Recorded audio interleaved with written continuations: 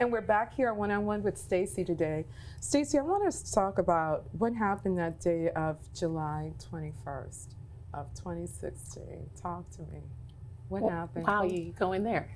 Well, because you're my friend, and it's really the reason why I want to bring this up is because both you and I are professional women, right? And we come across young ladies, and if there's anything that you've done extremely well, is charted your career. Well, you know, the importance and the relevance of that. And things happen. So interestingly, when some intimate pictures that were between Jonathan and I were shared on social media, we kind of had a heads up that it was going to happen because the individuals who were eventually not just charged but also pled guilty to stealing them had sent them to a smaller group of people right before the elections earlier, trying to discourage me from running, we understand.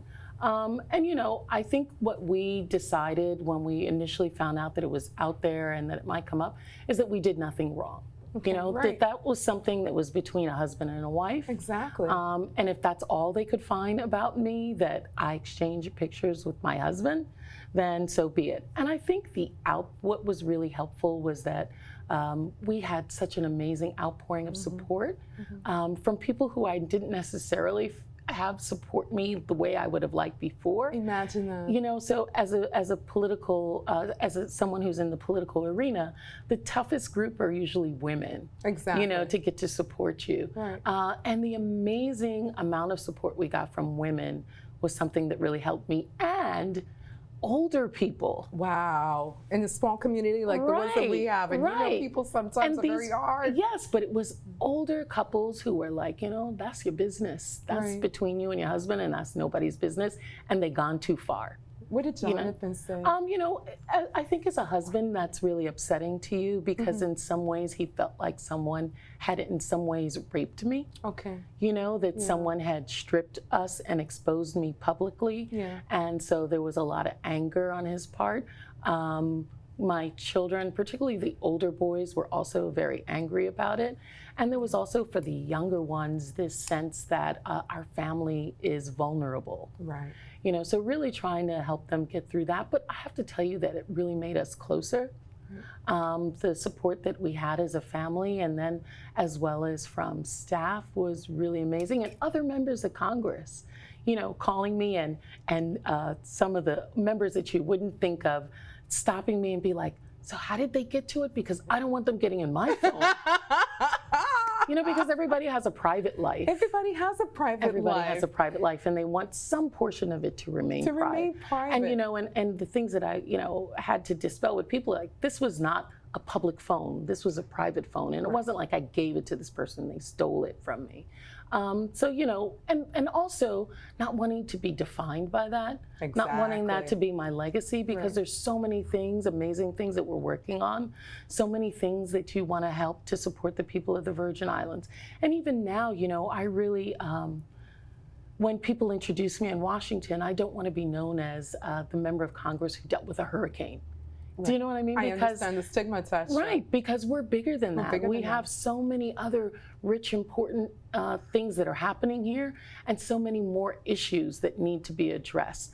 And that's the thing that, so I'm in an interesting position now where I don't have someone who's running against me right now, which is kind of strange. What is that all about? What did you do to scare people away? I think we just do our damn work. That's what you've been doing. Right? But I take that as a sign of great honor that no one has come forward that way, but also want the people of the Virgin Islands to know how much I appreciate them. Right. So we're still campaigning in some way. But the thing that means is that we're really able to use this time to really set what's going to be our agenda come January, and really trying to, as a team, really solidify how our office is going to support the needs of Virgin Islanders. Listen, there are things regarding education, regarding health care, regarding jobs and economic development. I'm now on a committee that I've always wanted to be on, which is transportation and infrastructure, to talk about ports and our growth of the Virgin Islands, transshipment. How do we utilize our position in the Caribbean? There's a reason that we were owned by 7 people 7 nations. It was no rocket science Right, to that. it's because of our geographic location. And so how do we make use of that for our own economy in the 21st century so that our children can have other avenues of development? You and I talked about our plague as moms, and specifically being moms to Black male children, our teenage boys. You know, every time they go out, we share this concern. And I wanted to talk to you a little bit about, as we wrap up, the prison to pipeline issue has been heavy for me. Right. I've lost at least 102 students to gang violence, and not even illnesses, just accidental death. You concern yourself with your children, I concern myself with mine. What can we do collectively, and what initiatives can you push forward in DC to make sure that, you know, things change for us? Instead of going from school to prison, let's go on ahead and empower these young males and make a different way for them. Well, I think that when you talk about the prison pipeline, that there's a lot of focus on what happens in high schools, but I think that we lose them before that. I agree. That we're losing our young people, our young men and girls in the 5th grade, in the 6th grade, 7th grade.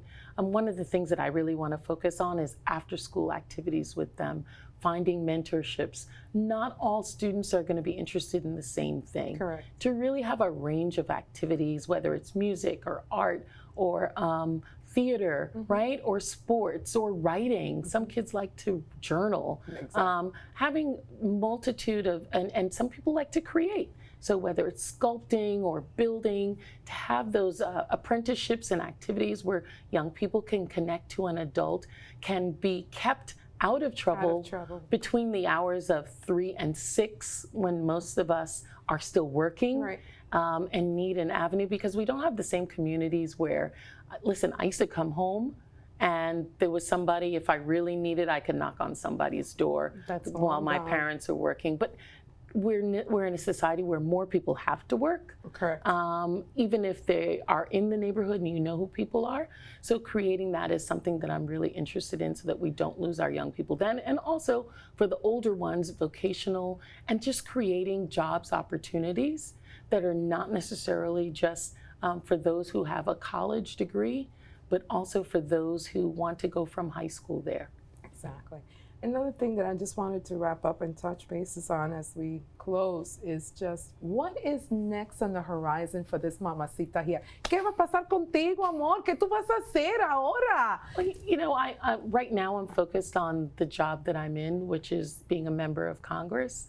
But I always tell people that the reason I came back home in, early 2000s was to write a book. Did you ever write the book yet? I have 4 chapters done. I got 4 chapters done, and Jonathan got me caught up in politics and other things. But I'm not a child, but I'm young. You're young. And there are other things that I'd like to do, and we'll see what happens. But right now, the job is being a member of Congress and representing the Virgin Islands to the best of my ability. We really need a strong voice, because we can get drowned out by a lot of other people. So really making connections with those other members and other constituencies that want to support us, really being not just a voice of the Virgin Islands, but listen, I think we need to think outside of just taking care of ourselves. Correct. We really should be the leaders in the Caribbean. So also reaching out to a lot of other, the new Prime Minister of Barbados is a woman. Barbados is a woman. Right?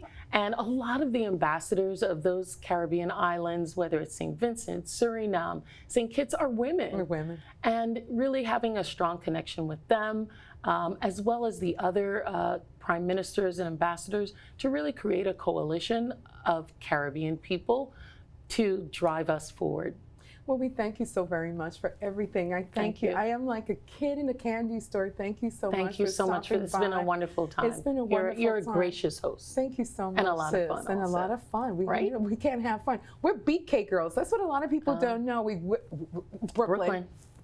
And so we like to have fun. We like to get in trouble, but we like to handle our business. So thank you so much for sharing so much of yourself with our viewing audience and taking the time out of your busy schedule I know that God is going to continue to bless you in everything that you do. May Right. God bless you and your family. Please say hail up to Jonathan I will. and the rest of the gang. And we just wanted to say thank you for constantly putting the Virgin Islands first, Thanks. even above yourself. And Thank we love you. and Thanks so appreciate you much. for that. And God bless you Appreciate always, sis. Thank you. God bless. Okay.